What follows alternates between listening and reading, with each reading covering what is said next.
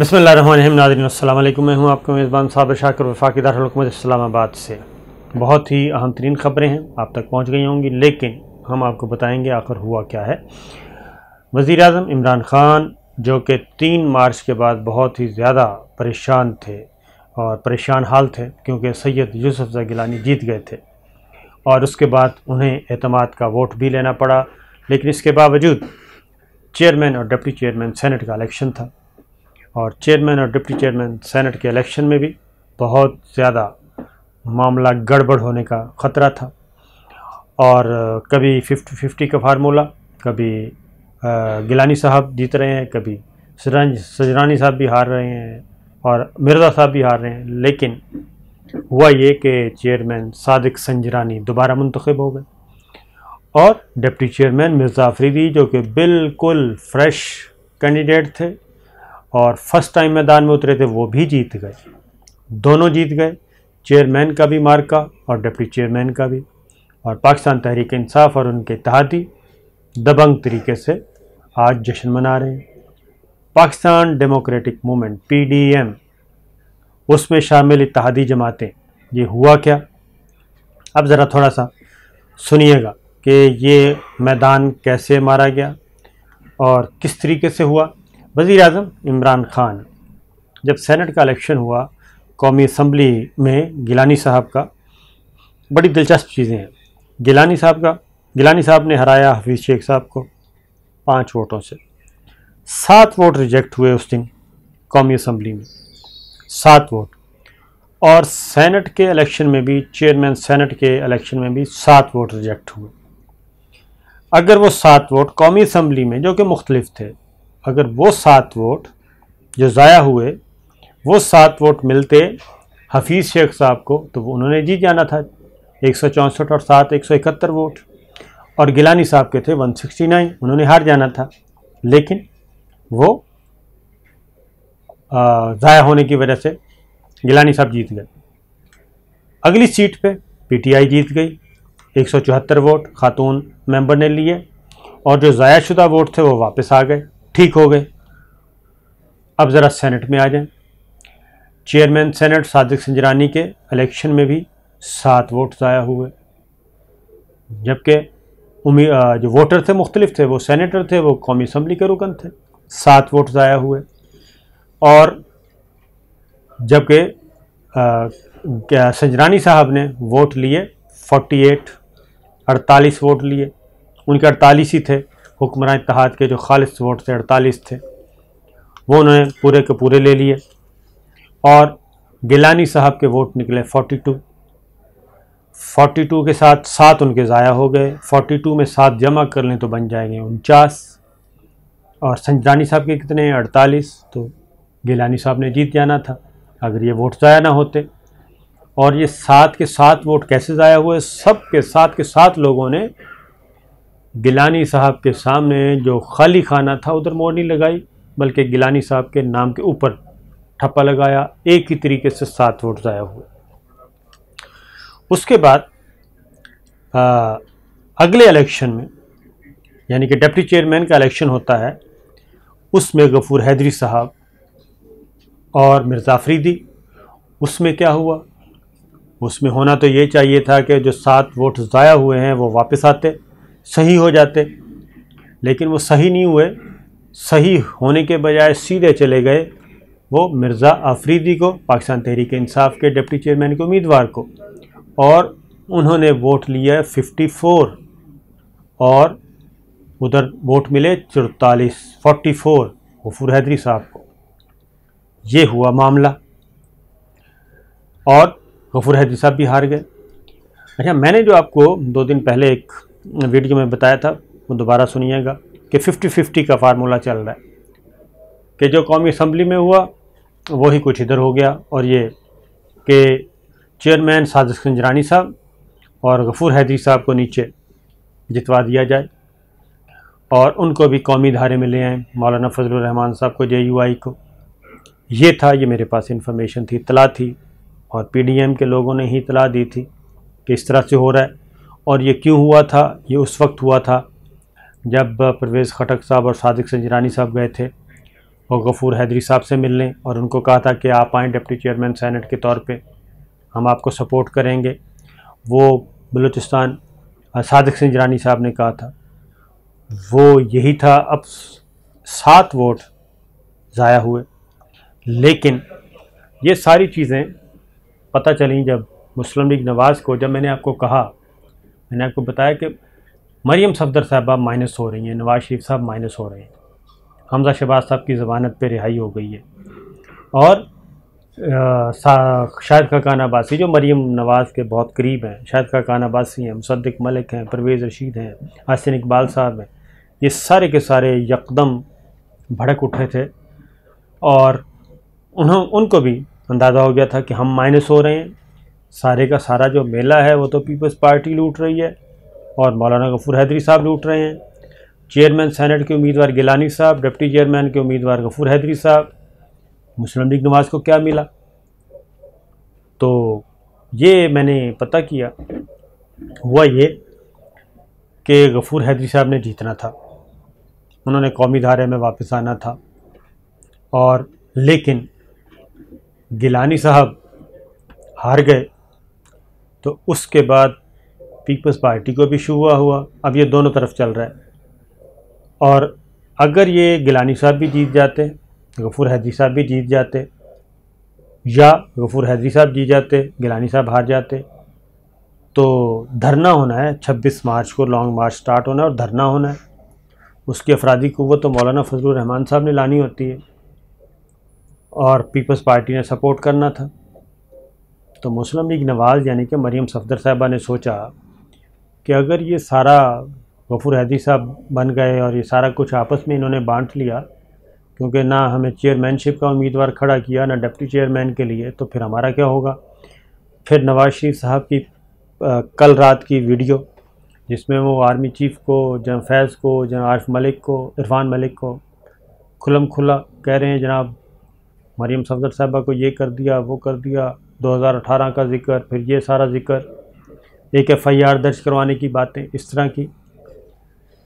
तो फिर ये 7 और 1 वोट जो रिजेक्ट हुआ, 8 लोग कौन थे जिन्होंने गिलानी साहब को हरवाया और उसके बाद गफूर हैदरी साहब को हरवाया। पाकिस्तान पीपल्स पार्टी का ये ख्याल है, और ये जो कि मुसद्दका है कि ये मुस्लिम लीग नवाज़ ने ये काम दिखाया है, मुस्लिम लीग नवाज़ ने ये काम दिखाया है, और उसमें JUI का भी हिस्सा था गिलानी साहब को हरवाने में, क्योंकि सिंजरानी साहब को जितवाना था। ये JUI और बलूचिस्तान अवामी पार्टी और PTI के दरमियान अंडरस्टैंडिंग हुई थी, गिव एंड टेक। जब गिलानी साहब हारे, उनको हरवाने वाले मुस्लिम लीग नवाज़ के गिलानी साहब को नहीं जीतना चाहिए, और उसकी रीज़न है कि सुबह कैमरों की एक कहानी आई। जब कैमरों की कहानी आई उसके बाद आपने देखा कि वो कैमरे उतार दिए गए, उसके बावजूद हारे गए। अगर वो कैमरे लगे रहते तो पता चल जाना था कि ये 8 लोग कौन थे जिन्होंने वोट ज़ाया किया अपना। खैर, उसके बाद आगे बढ़ते हैं। उसके बाद गफूर हैदरी साहब, अब गफूर हैदरी साहब ने जीतना था अकॉर्डिंग टू माय नॉलेज, और जो एक अरेंजमेंट हुआ था, पॉलिटिकल अरेंजमेंट, लेकिन वो भी हार गए। मिर्ज़ा अफरीदी साहब जीत गए, और on the record Shahbaz Gill साहब गफूर हैदरी साहब को मुबारकबाद दे चुके हैं कि गफूर हैदरी साहब को एडवांस मुबारक। फिर क्या हुआ चेयरमैन सेनेट के इलेक्शन के बाद? इस दौरान हुआ क्या, बड़ा शोर शराबा भी हुआ सेनेट में कि जी वो वोट जो हैं वो सही तौर पे इनको कंसिडर करें। सैयद मुज़फ़्फ़र शाह साहब ने वो रिजेक्ट किए, क्योंकि वाज़ेह तौर पे है कि ना उम्मीदवार के नाम के सामने वाले खाने में आपने स्टैंप लगानी है, नाम के ऊपर नहीं लगानी। वो हुआ। उसके बाद पीपल्स पार्टी ने बहुत ज़्यादा शोर भी नहीं मचाया, और चेयरमैन का ओथ भी हो गया, डिप्टी चेयरमैन का इलेक्शन भी हो गया, सब कुछ हो गया। उसके बाद डिप्टी चेयरमैन के उम्मीदवार पे क्या हुआ, तो हमारा जो इत्तला है गफूर हैदरी साहब को हरवाया मुस्लिम लीग नवाज़ ने। वो नहीं चाहते थे कि गफूर हैदरी साहब जीतें, मौलाना फजलुर रहमान साहब का गुस्सा ठंडा हो, और मौलाना फजलुर रहमान जो कि PDM के सरबराह हैं, वो वो पावर कॉरिडोर्स में जाएं और उनके मामलात सीधे हों और पीडीएम कमज़ोर हो जाएगा, वो नहीं चाहते थे। अब मैंने बात की जेयूआई के एक रहनुमा से कि मैंने कहा आप लोगों की तो अंडरस्टैंडिंग थी, तो ये क्या हुआ? तो उनका ख्याल है कि हमें पीपल्स पार्टी ने हरवाया, क्योंकि वो जो 7 वोट गिलानी साहब के रिजेक्ट हुए थे वो तो वापस आए, लेकिन वो किधर गए? वो गए मिर्ज़ा अफरीदी साहब को, गफूर हैदरी साहब को नहीं गए। तो इससे आप अंदाज़ा कर सकते हैं कि अब पीडीएम के अंदर कितना बड़ा, और इस नतीजे से सबसे ज़्यादा खुश कौन है? सबसे ज़्यादा खुश हैं मुस्लिम लीग नवाज़, मरीम नवाज़ एंड नवाज़ शरीफ साहब, वो और उनके जो माउथपीस जो लाइक माइंडेड है, ये सब के सब बहुत खुश हैं।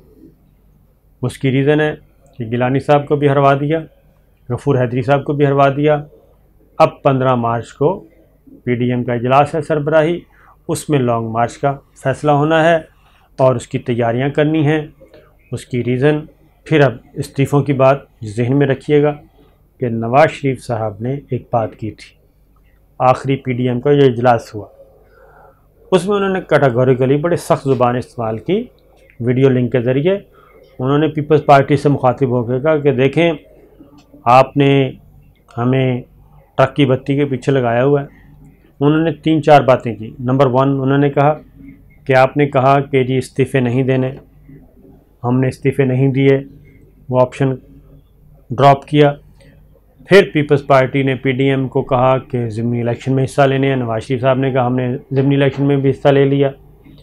उसके बाद आपने कहा अब सेनेट का इलेक्शन भी लड़ना है, हमने सेनेट का इलेक्शन भी लड़ लिया। अब उन्होंने कहा ये सारी बातें हो गई हैं, अब किस चक्कर में आप बैठे हैं, अब आप इस्तीफ़े दें, असम्बलियों से निकलें, सिंध असम्बली तोड़ें और लॉन्ग मार्च की तैयारी करें और सीधे जीएचक्यू के सामने जाके धरना दें। ये बातें उन्होंने उस दिन की और मरीम सफदर साहबा ने कहा कि बिल्कुल सही बात है। और गिलानी साहब को भी, यूसुफ गिलानी साहब को भी नवाज शरीफ ने नामज़द किया था चेयरमैन सेनेट के लिए। ये हुआ एक्चुअल, लेकिन बिलावल भुट्टो ने, पीपल्स पार्टी ने बिल्कुल इससे इनकार किया। उन्होंने कहा इस्तीफ़े वाला ऑप्शन अभी कोई नहीं है। पंजाब में इन हाउस तब्दीली लेके आते हैं, अदम एतमाद की तहरीक लेते हैं बुज़दार साहब के ख़िलाफ़, वो मुस्तरद कर दिया मरीम सफदर साहबा ने कि हमने कोई बुज़दार साहब को नहीं हटाना, पंजाब में कोई इन हाउस तब्दीली नहीं लानी, हमने वज़ीर आला एक तब्दील करके दूसरा वज़ीर आला नहीं लाना, चौधरी परवेज़ इलाही साहब बन सकते हैं, हमने नहीं ये काम करना। उसके बाद इस्तीफ़ों से इनकार कर दिया पीपल्स पार्टी ने कि इस्तीफ़े नहीं पहले, और दूसरा मरीम सफदर साहब ने कहा पहले कौमी असम्बली में आप जाएँ, अदम एतमाद की तहरीक लेके आएँ अगर करनी है तो सूरत हाल ये है कि वज़ीर आज़म इमरान ख़ान को गिराते गिराते 3 मार्च को जो कुछ हुआ था वो सारे का सारा सेनेट में अंडू हो गया और एक बार फिर पाकिस्तान तहरीक इंसाफ और इमरान ख़ान और ये सब के सब आ गए हैं मैदान में। और पीडीएम जो कि गिराना चाह रही है इमरान ख़ान और उनके इत्तेहादियों को, बिल्कुल अपोजिट हुआ और चेयरमैन और डिप्टी चेयरमैन सेनेट के इलेक्शन में इमरान ख़ान साहब और वो ज़्यादा मजबूत हो गए और उनका इत्तेहाद ज़्यादा मजबूत हो गया। फिर एक और बात थी, संजरानी साहब का जब इलेक्शन हुआ 48 वोट लिए तो उन्होंने कहा जी हम सुप्रीम कोर्ट में जाएंगे, चैलेंज करेंगे, फिर अदम एतमाद की तहरीक भी लेके आएंगे, इस पर भी बात की।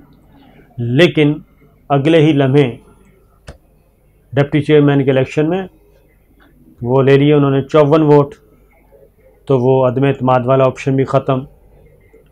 तो ये एक चंद घंटे के अंदर अंदर कितनी तब्दीलियाँ हुई।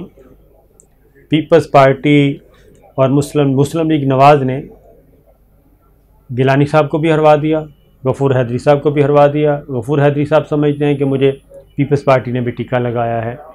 तो ये है सारी सूरत हाल। और एंड रिज़ल्ट क्या है? एंड रिज़ल्ट ये है कि ख़ान साहब ने बदला ले लिया, और न सिर्फ बदला लिया बल्कि बहुत एग्रेसिवली बदला लिया। आने वाले दिनों में क्या होगा इसके लिए हम इंशाल्लाह अगले वीडियो में आपको बताएंगे। ज़रूर देखिएगा। इजाज़त दीजिए। अल्लाह हाफ़िज़।